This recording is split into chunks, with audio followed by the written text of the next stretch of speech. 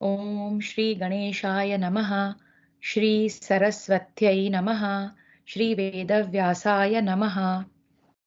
1त्रिंशदधिकशतमोऽध्यायः।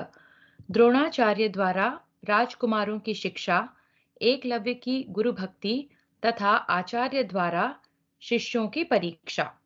वैशंपायन उवाच। वैशंपायन जी कहते हैं, जन्मेजय, तदनंतर मनुष्यों में श्रेष्ठ महातेजस्वी द्रोणाचार्य ने भीष्म जी के द्वारा पूजित हो कौरवों के घर में विश्राम किया। वहां उनका बड़ा सम्मान किया गया।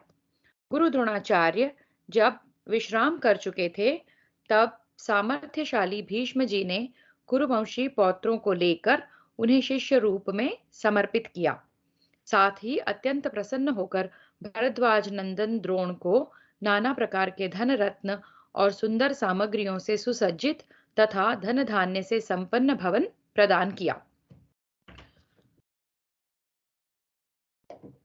महाधनुर्धर आचार्य द्रोण ने प्रसन्न चित्त होकर उन धृतराष्ट्र पुत्रों तथा पांडवों को शिष्य रूप में ग्रहण किया। उन सब को ग्रहण कर लेने पर एक दिन एकांत में जब द्रोणाचार्य पूर्ण विश्वास युक्त मन से अकेले बैठे थे, तब उन्होंने अपने पास बैठे हुए सब शिष्यों से यह बात कही। द्रोण उवाच। द्रोण बोले, निष्पाप राजकुमारों, मेरे मन में एक कार्य करने की इच्छा है। अस्त्र शिक्षा प्राप्त कर लेने के पश्चात तुम लोगों को मेरी वह इच्छा पूर्ण करनी होगी। इस विषय में तुम्हारे क्या विचार हैं, बतलाओ। वैशंपायन उवाच। वैशंपायन जी कहते हैं, शत्रुओं को संताप देने वाले राजा जन्मेजय, आश्चर्य की वह बात सुनकर सब कौरव चुप रह गए। एक पेज स्किप हुआ क्या? नहीं। क्या विचार है, बतलाओ। वैशंपायन जी कहते हैं, शत्रुओं को संताप देने वाले राजा जन्मेजय, आश्चर्य की वह बात सुनकर सब कौरव चुप रह गए, परंतु अर्जुन ने वह सब कार्य पूर्ण करने की प्रतिज्ञा कर ली।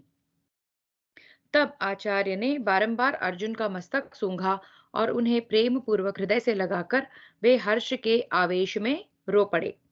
तब पराक्रमी द्रोणाचार्य पांडवों तथा अन्य शिष्यों को नाना प्रकार के दिव्य एवं मानव अस्त्र शस्त्रों की शिक्षा देने लगे। भरत श्रेष्ठ, उस समय दूसरे दूसरे राजकुमार भी अस्त्र विद्या की शिक्षा लेने के लिए द्विज श्रेष्ठ द्रोण के पास आने लगे। वृष्णिवंशी तथा अंधक वंशी क्षत्रिय, नाना देशों के राजकुमार तथा राधानंदन सूत पुत्र कर्ण, ये भी आचार्य द्रोण के पास अस्त्र शिक्षा लेने के लिए आए। हम फिर से देखते हैं द्रोणाचार्य के पास कौरवों और पांडवों के अलावा और कौन कौन शिक्षा ले रहे हैं। वृष्णिवंशी तथा अंधक वंशी क्षत्रिय, नाना देशों के राजकुमार तथा राधानंदन सूतपुत्र कर्ण, ये सभी आचार्य द्रोण के पास अस्त्र शिक्षा लेने के लिए आए। सूतपुत्र कर्ण सदा अर्जुन से लाग डांट रखता और अत्यंत अमर्ष में भरकर दुर्योधन का सहारा ले पांडवों का अपमान किया करता था।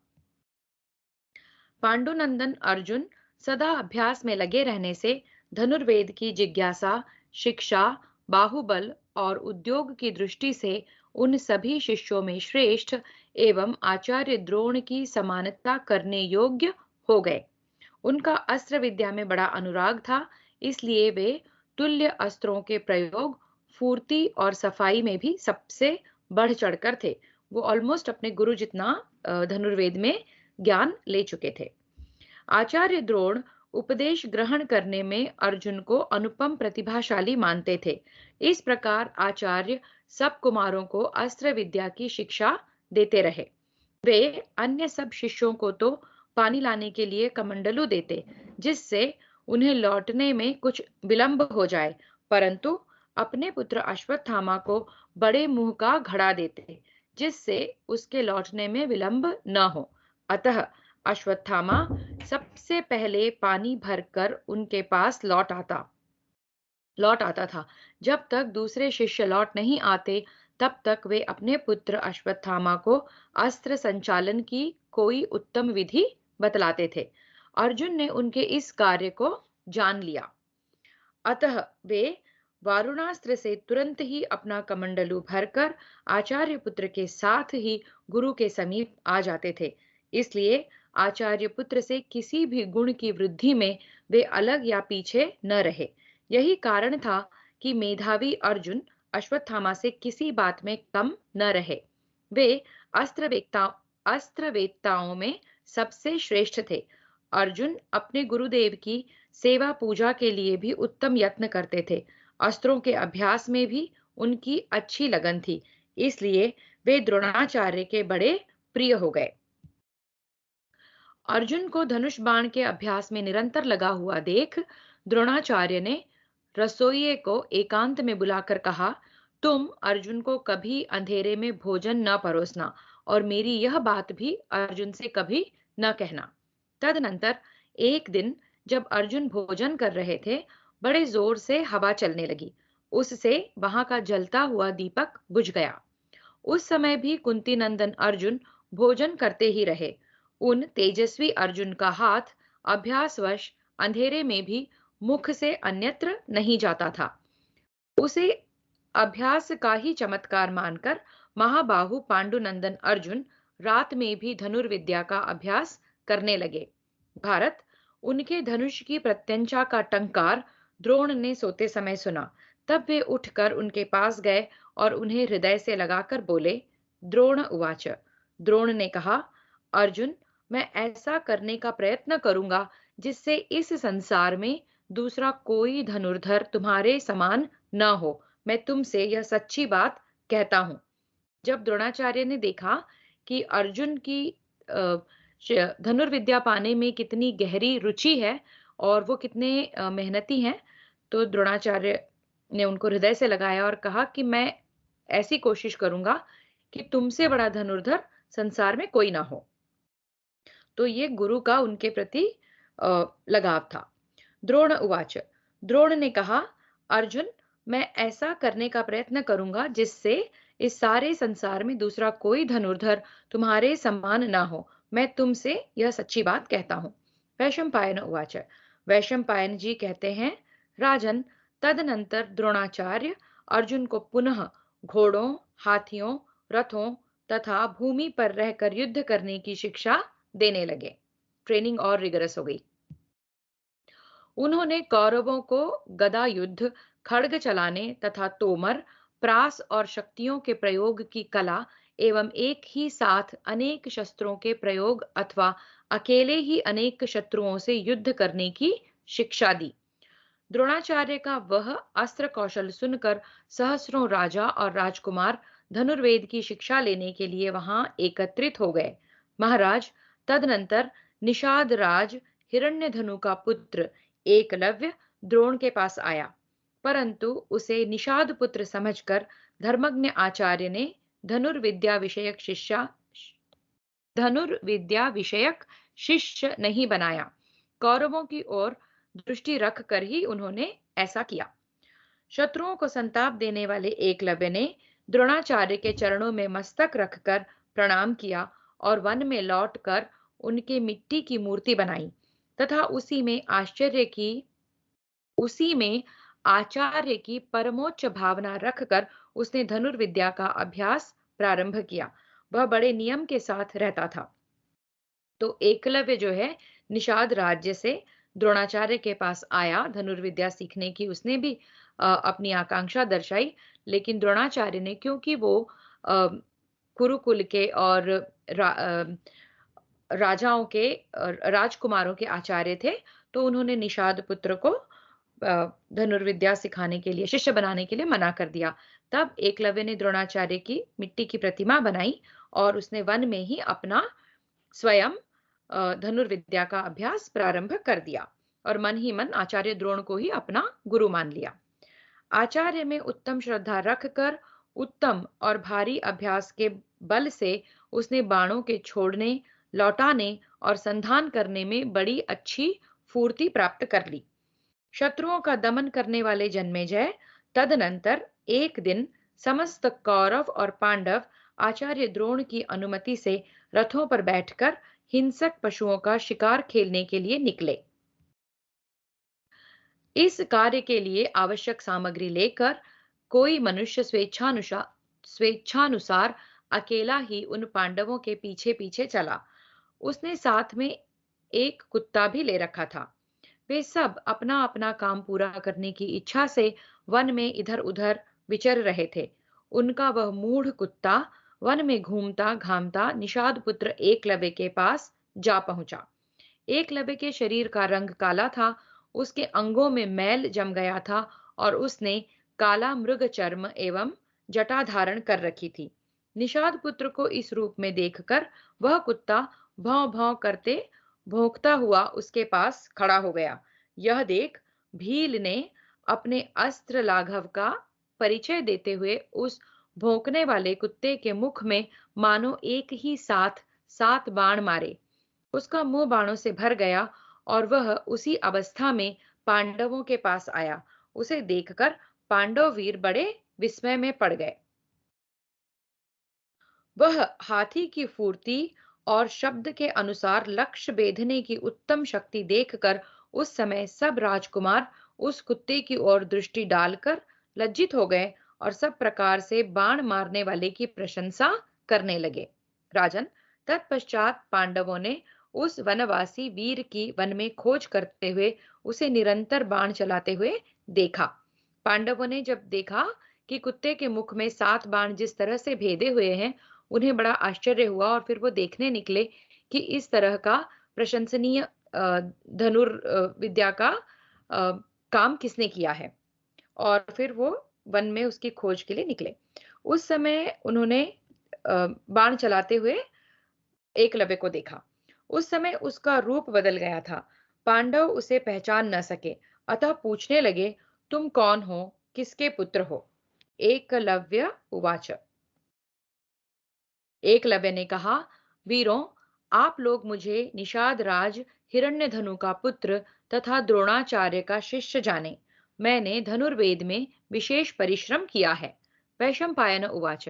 वैशंपायन जी कहते हैं, राजन, वे पांडव लोग उस निषाद का यथार्थ परिचय पाकर लौट आए और वन में जो अद्भुत घटना घटी थी वह सब उन्होंने द्रोणाचार्य से कह सुनाई।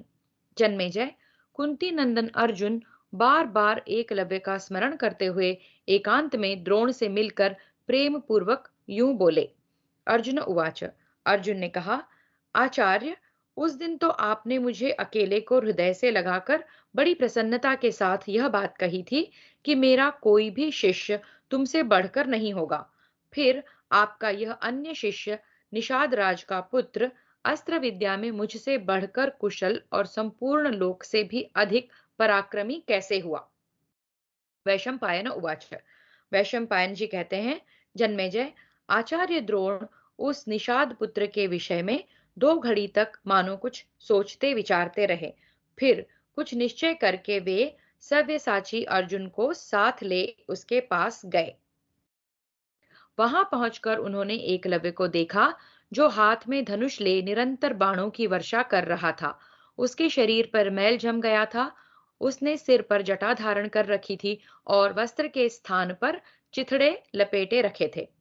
इधर एकलव्य ने आचार्य द्रोण को समीप आते देख आगे बढ़कर उनकी अगवानी की और उनके दोनों चरण पकड़कर पृथ्वी पर माथा टेक दिया। फिर उस निषाद कुमार ने अपने को शिष्य रूप से उनके चरणों में समर्पित करके गुरु द्रोण की विधि पूर्वक पूजा की और हाथ जोड़कर उनके सामने खड़ा हो गया। राजन, तब द्रोणाचार्य ने एकलव्य से यह बात कही, वीर, यदि तुम मेरे शिष्य हो तो मुझे गुरु दक्षिणा दो। यह सुनकर एकलव्य बहुत प्रसन्न हुआ और इस प्रकार बोला। एकलव्य उवाच। एकलव्य ने कहा, भगवन, मैं आपको क्या दूं? स्वयं गुरुदेव ही मुझे इसके लिए आज्ञा दें। ब्रह्मवेत्ताओं में श्रेष्ठ आचार्य, मेरे पास कोई ऐसी वस्तु नहीं जो गुरु के लिए अदेय हो। मतलब मेरे पास ऐसी कोई चीज नहीं है या ऐसी कोई चीज मैं नहीं समझता हूं कि जो मैं गुरु को उनके मांगने पर दे नहीं सकता। अदेय नहीं है कोई भी चीज। वैशंपायन उवाच। वैशंपायन जी कहते हैं, जन्मेजय, तब द्रोणाचार्य ने उससे कहा, तुम मुझे दाहिने हाथ का अंगूठा दे दो। तो द्रोणाचार्य ने एकलव्य से उसके दाहिने हाथ का अंगूठा गुरु दक्षिणा के रूप में मांग लिया।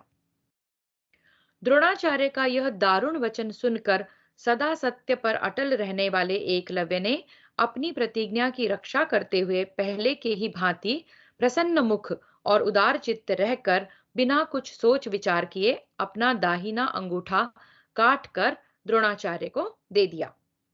द्रोणाचार्य निषाद नंदन एकलव्य को सत्य प्रतिज्ञ देखकर बहुत प्रसन्न हुए। उन्होंने संकेत से उसे यह बता दिया कि तर्जनी और मध्यमा के संयोग से बाण पकड़कर किस प्रकार धनुष की डोरी खींचनी चाहिए। तब से वह निषाद कुमार अपनी उंगलियों द्वारा ही बाणों का संधान करने लगा। राजन, उस अवस्था में वह उतनी शीघ्रता से बाण नहीं चला पाता था जैसे पहले चलाया करता था। तो एकलव्य ने बिना झिझके निसंकोच उनको अपना दाहिने हाथ का अंगूठा दे दिया। तब द्रोणाचार्य ने प्रसन्न होकर उसको बिना अंगूठे के भी कैसे वो प्रत्यंचा चढ़ा सकता है और धनुष की डोरी खींच सकता है, ये इशारे से बता दिया। उसके पास जो शेष उंगलियां थी उससे ही वो काम चला सकता है, ये उन्होंने उसे बताया। इस घटना से अर्जुन के मन में बड़ी प्रसन्नता हुई। उनकी भारी चिंता दूर हो गई। द्रोणाचार्य का भी वह कथन सत्य हो गया कि अर्जुन को दूसरा कोई पराजित नहीं कर सकता। उस समय द्रोण के दो शिष्य गदा युद्ध में सुयोग्य निकले, दुर्योधन और भीमसेन। ये दोनों सदा एक दूसरे के प्रति मन में क्रोध यानी कि स्पर्धा से भरे रहते थे। अश्वत्थामा धनुर्वेद के रहस्यों की जानकारी में सबसे बढ़ चढ़कर हुआ। नकुल और सहदेव दोनों भाई तलवार की मूठ पकड़कर युद्ध करने में अत्यंत कुशल हुए। वे इस कला में अन्य सब पुरुषों से बढ़ चढ़कर थे। युधिष्ठिर रथ पर बैठकर युद्ध करने में श्रेष्ठ थे, परंतु अर्जुन सब प्रकार की युद्ध कलाओं में सबसे बढ़कर थे।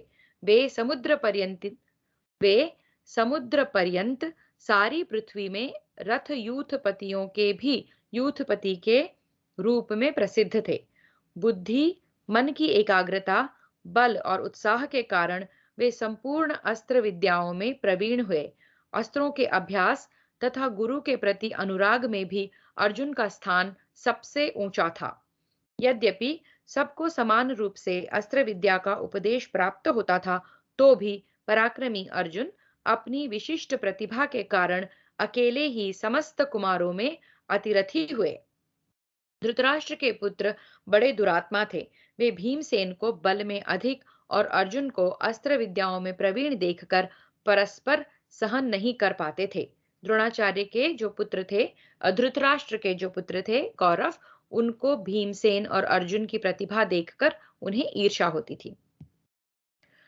जब संपूर्ण धनुर्विद्या तथा अस्त्र संचालन की कला में वे सभी कुमार सुशिक्षित हो गए, तब नरश्रेष्ठ द्रोण ने उन सबको एकत्र करके उनके अस्त्र ज्ञान की परीक्षा लेने का विचार किया। उन्होंने कारीगरों से एक नकली गीध बनवाकर वृक्ष के अग्रभाग पर रखवा दिया। राजकुमारों को इसका पता नहीं था। आचार्य ने उसी गीध को बींधने योग्य लक्ष्य बताया। द्रोण उवाच, द्रोण बोले, तुम सब लोग इस गीध को बींधने के लिए शीघ्र ही धनुष लेकर उस पर बाण चढ़ाकर खड़े हो जाओ। फिर मेरी आज्ञा मिलने के साथ ही इसका सिर काट गिराओ। पुत्रों, मैं एक एक को बारी बारी से इस कार्य में नियुक्त करूंगा। तुम लोग मेरे बताए अनुसार कार्य करो। वैशंपायन उवाच, वैशंपायन जी कहते हैं, जन्मेजय, तदनंतर अंगीरा गोत्र वाले ब्राह्मणों में सर्वश्रेष्ठ आचार्य द्रोण ने सबसे पहले युधिष्ठिर से कहा, दुर्धर्ष वीर, तुम धनुष बाण चढ़ाओ और मेरी आज्ञा मिलते ही उसे छोड़ दो। तब शत्रुओं को संताप देने वाले युधिष्ठिर गुरु की आज्ञा से प्रेरित हो सबसे पहले धनुष लेकर गीध को बींधने के लिए लक्ष्य बनाकर खड़े हो गए। भरत श्रेष्ठ तब धनुष तान कर खड़े हुए कुरुनंदन युधिष्ठिर से 2 घड़ी बाद आचार्य द्रोण ने इस प्रकार कहा, राजकुमार, वृक्ष की शिखा पर बैठे हुए इस गीध को देखो। तब युधिष्ठिर ने आचार्य को उत्तर दिया, भगवन, मैं देख रहा हूं। मानो 2 घड़ी और बिताकर द्रोणाचार्य फिर उनसे बोले। द्रोण उवाच, द्रोण ने कहा, क्या तुम उस वृक्ष को मुझको अथवा अपने भाइयों को भी देखते हो? यह सुनकर कुंती नंदन युधिष्ठिर उनसे इस प्रकार बोले, हाँ, मैं वृक्ष को, आपको, अपने भाइयों को तथा गीध को भी बारंबार देख रहा हूँ। उनका उत्तर सुनकर द्रोणाचार्य मन ही मन अप्रसन्न से हो गए और उन्हें झिड़कते हुए बोले, हट जाओ यहाँ से, तुम इस लक्ष्य को नहीं बीन सकते। क्योंकि उनका ध्यान सब तरफ है, तो द्रोणाचार्य को समझ में आ गया कि वो एकाग्र नहीं है। तदनंतर महायशस्वी आचार्य ने उसी क्रम से दुर्योधन आदि धृतराष्ट्र पुत्रों को भी उनकी परीक्षा लेने के लिए बुलाया और उन सब से उपर्युक्त बातें पूछी। उन्होंने भीम आदि अन्य शिष्यों तथा दूसरे देश के राजाओं से भी जो वहां शिक्षा पा रहे थे वैसा ही प्रश्न किया। प्रश्न के उत्तर में सभी ने युधिष्ठिर की भांति ही कहा, हम सब कुछ देख रहे हैं। यह सुनकर आचार्य ने उन सब को झिड़क कर हटा दिया। इस प्रकार श्री महाभारत आदि पर्व के अंतर्गत संभव पर्व में आचार्य द्रोण के द्वारा शिष्यों की परीक्षा से संबंध रखने वाला 131वां अध्याय पूरा हुआ। तो इस अध्याय में वो परीक्षा लेने की चेष्टा करते हैं। आगे देखते हैं। द्वात्रिंशदधिक शततमोऽध्यायः। अर्जुन के द्वारा लक्ष्य भेद, द्रोण का ग्राह से छुटकारा और अर्जुन को ब्रह्मशिर नामक अस्त्र की प्राप्ति। वैशंपायन उवाच।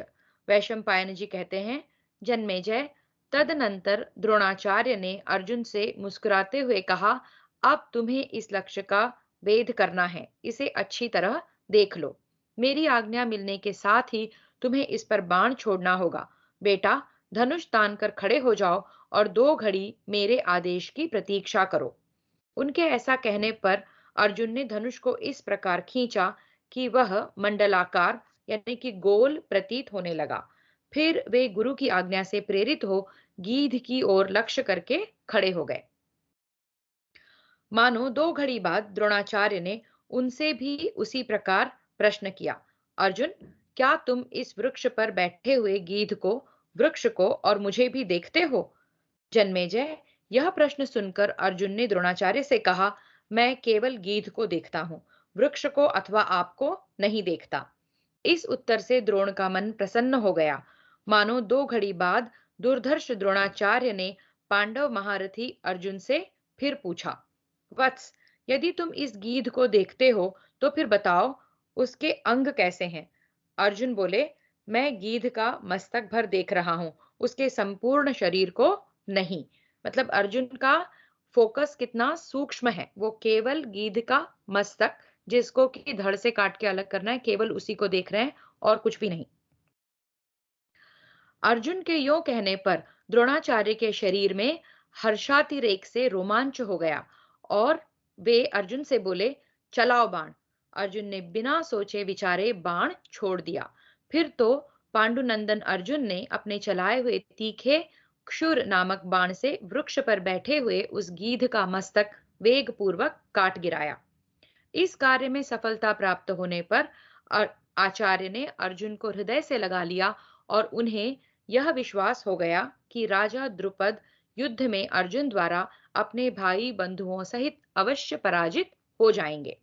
भरतश्रेष्ठ, तदनंतर किसी समय आंगीर संवशियों में उत्तम आंगिरस वंशियों में उत्तम आचार्य द्रोण अपने शिष्यों के साथ गंगा जी में स्नान करने के लिए गए।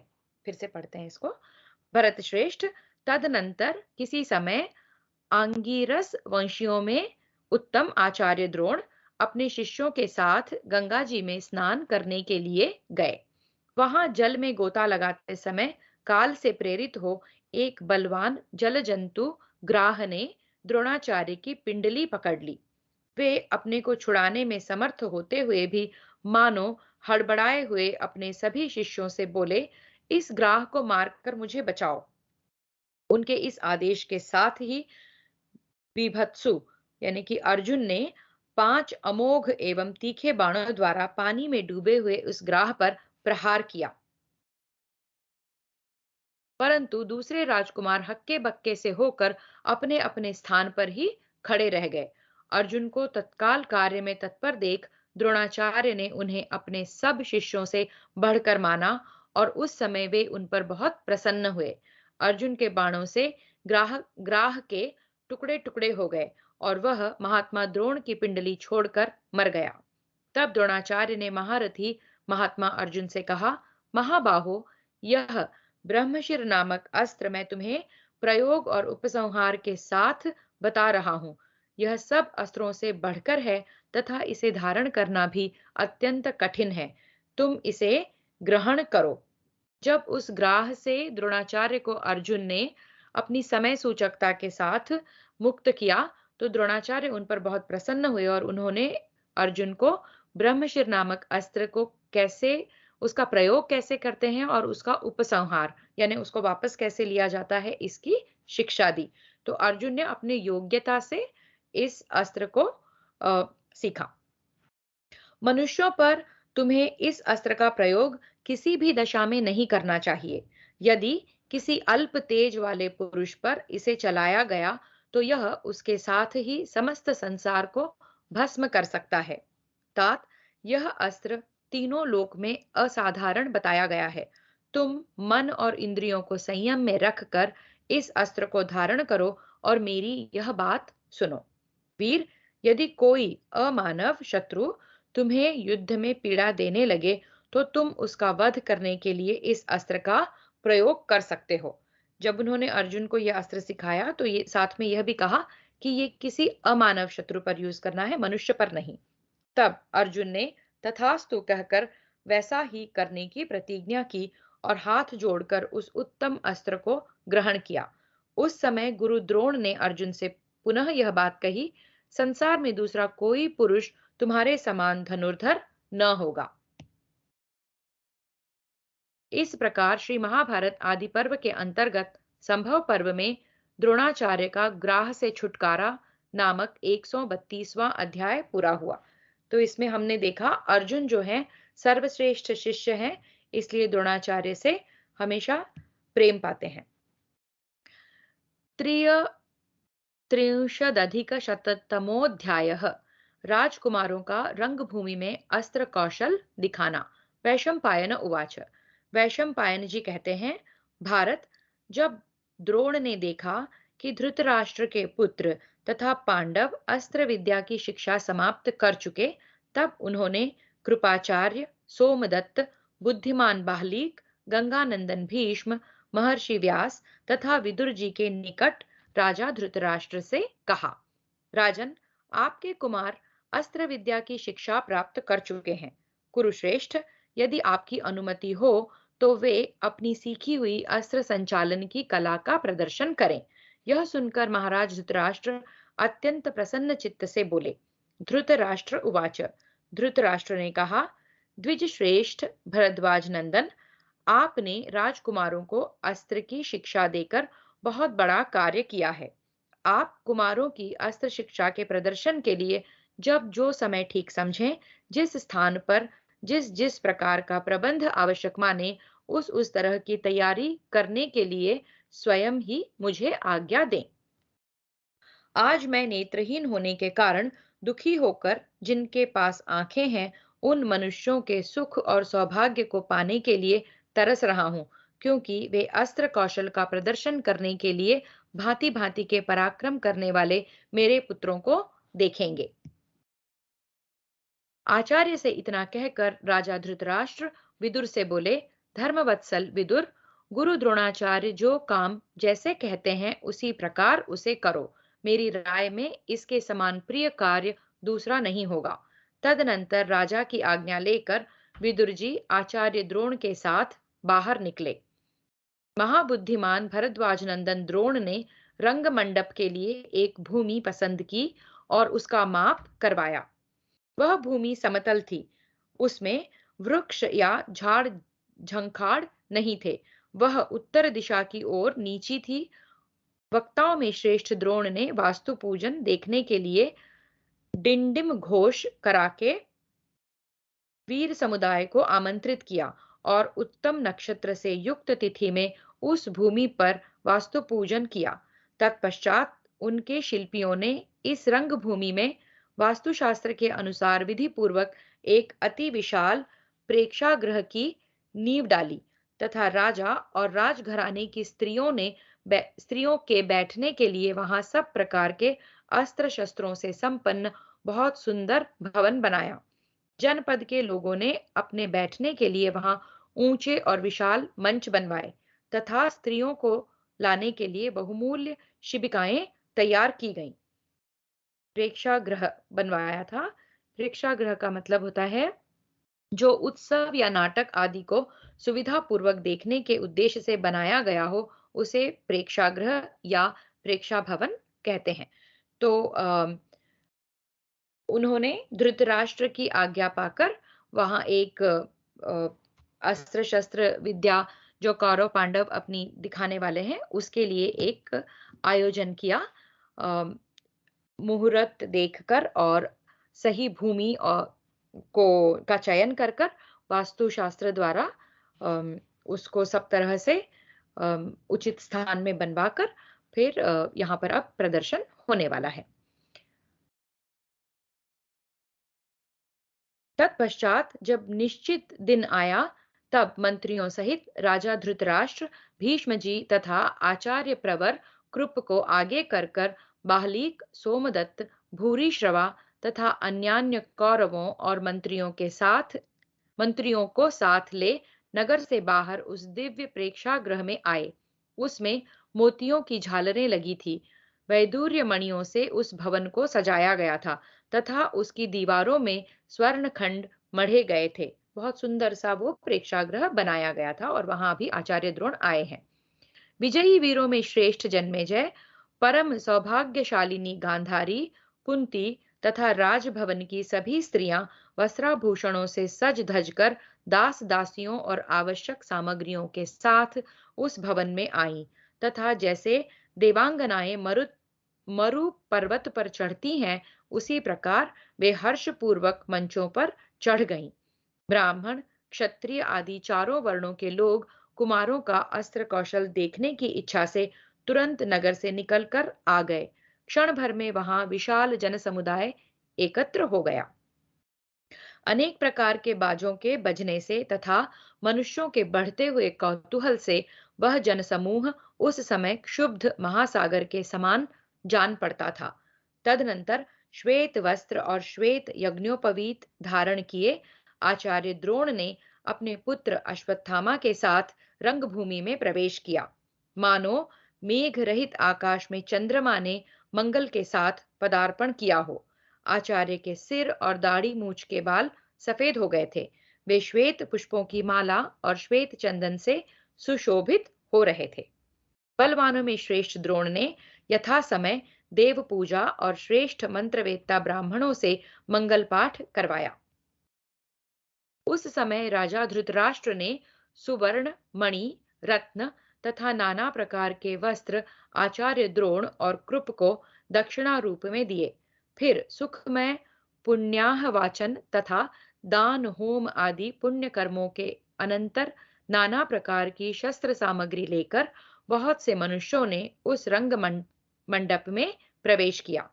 उसके बाद भरतवंशियों में श्रेष्ठ वे वीर राजकुमार बड़े बड़े रथों के साथ दस्ताने पहने, कमर कसे, पीठ पर तुणीर बांधे और धनुष लिए हुए उस रंग मंडप के भीतर आए।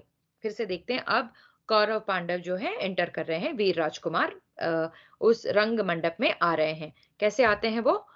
इसके बाद भरतवंशियों में श्रेष्ठ वे वीर राजकुमार बड़े बड़े रथों के साथ दस्ताने पहने, कमर कसे, पीठ पर तुणीर बांधे और धनुष लिए उस रंग मंडप के भीतर आए।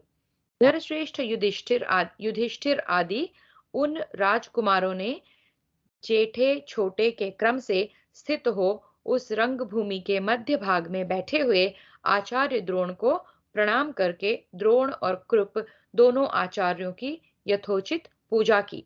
बड़े से छोटे के क्रम में वो राजकुमार आते हैं और द्रोण और कृपाचार्य दोनों की यथोचित पूजा करते हैं। फिर उनसे आशीर्वाद पाकर उन सब का मन प्रसन्न हो गया। तत्पश्चात पूजा के पुष्पों से आच्छादित अस्त्र शस्त्रों को प्रणाम करके कौरवों ने रक्त चंदन और फूलों द्वारा पुनः स्वयं अपना उनका पूजन किया। वे सब के सब लाल चंदन से चर्चित तथा लाल रंग की मालाओं से विभूषित थे। सबके रथों पर लाल रंग की पताकाएं थी। सबके नेत्रों के कोने लाल रंग के थे।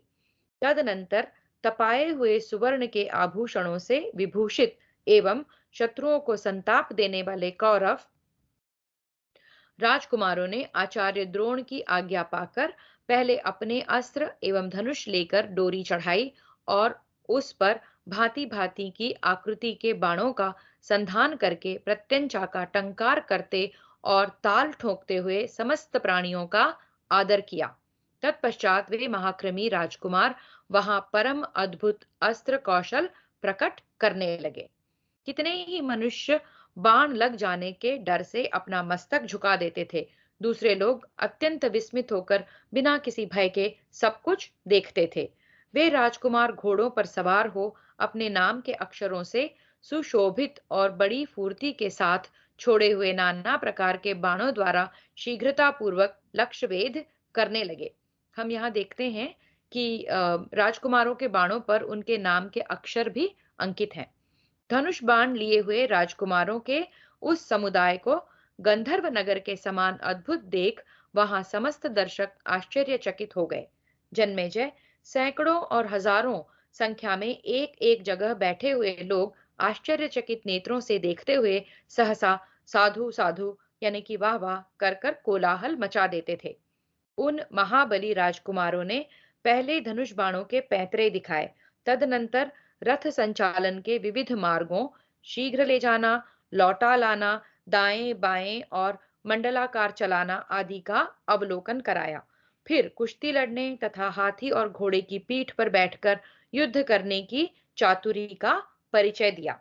तो बाण धनुष बाण को कैसे इस्तेमाल करना है, रथ का संचालन कैसे करना है, घोड़े पर बैठकर कैसे युद्ध करना है, ये सब उनको जो जो सिखाया गया था उसका उन्होंने प्रदर्शन किया।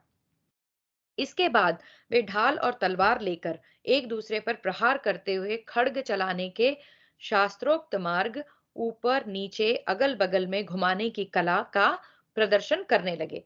फिर तलवारबाजी का प्रदर्शन किया। उन्होंने रथ, हाथी, घोड़े और भूमि, इन सभी भूमियों पर यह युद्ध कौशल दिखाया। उन्होंने रथ, हाथी, घोड़े और भूमि, इन सभी पर अपना युद्ध कौशल दिखाया। दर्शकों ने उन सब के ढाल तलवारों के प्रयोगों को देखा। उस कला में उनकी फुर्ती, चतुरता, शोभा, स्थिरता और मुट्ठी की दृढ़ता का अवलोकन किया। तदनंतर सदा एक दूसरे को जीतने का उत्साह रखने वाले दुर्योधन और भीमसेन हाथ में गदा लिए रंगभूमि में उतरे।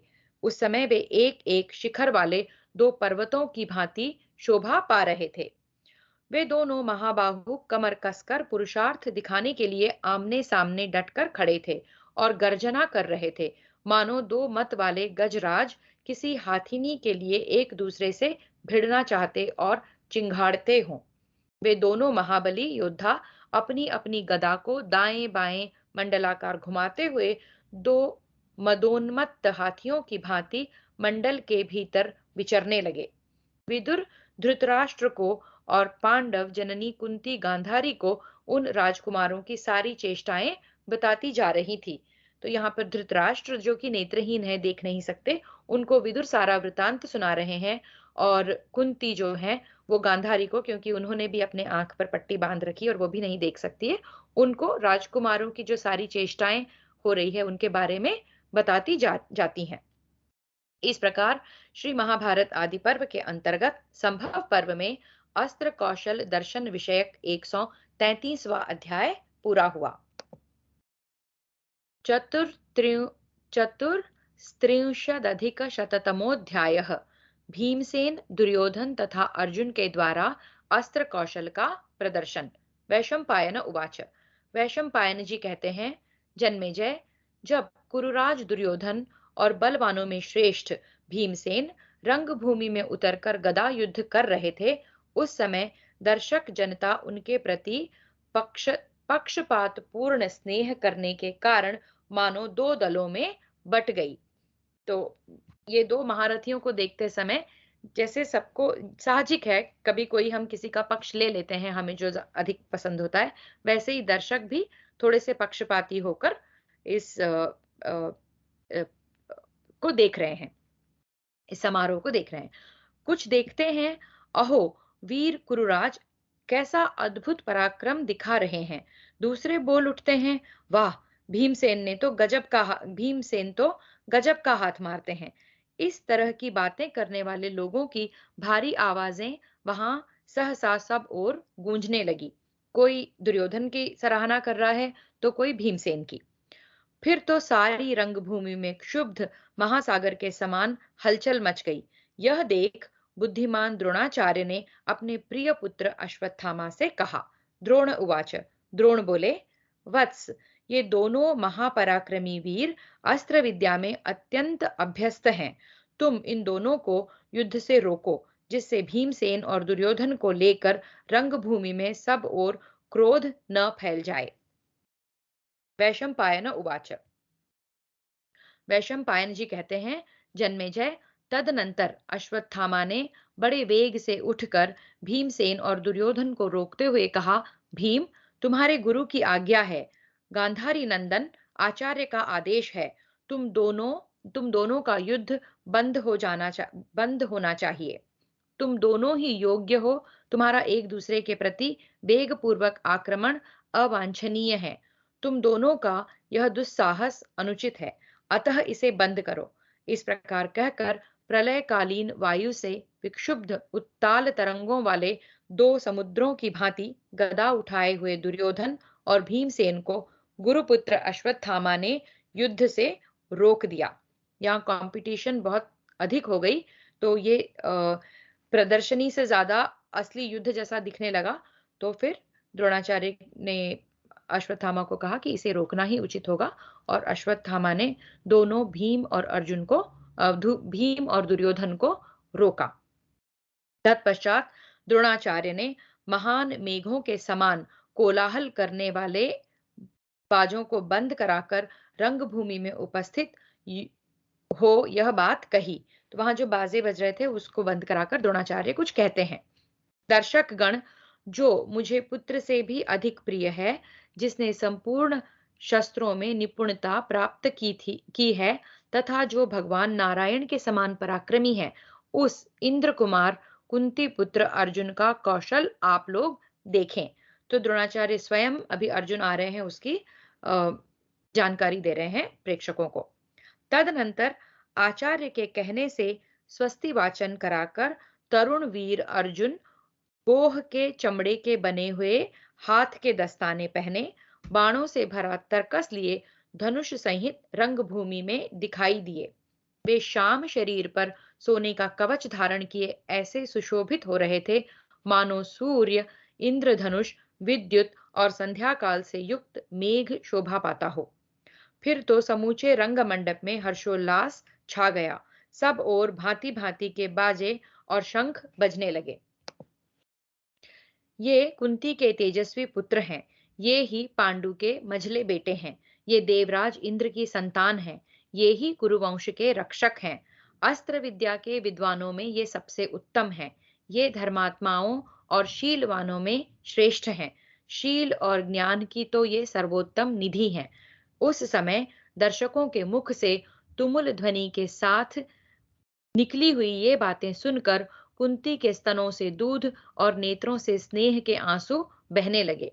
उन दुग्ध मिश्रित आंसुओं से कुंती देवी का वक्षस्थल भीग गया। वह महान कोलाहल धृतराष्ट्र के कानों में भी गूंज उठा। तब नरश्रेष्ठ धृतराष्ट्र प्रसन्न चित्त होकर विदुर से पूछने लगे, विदुर, विक्षुब्ध महासागर के समान यह कैसा महान कोलाहल हो रहा है?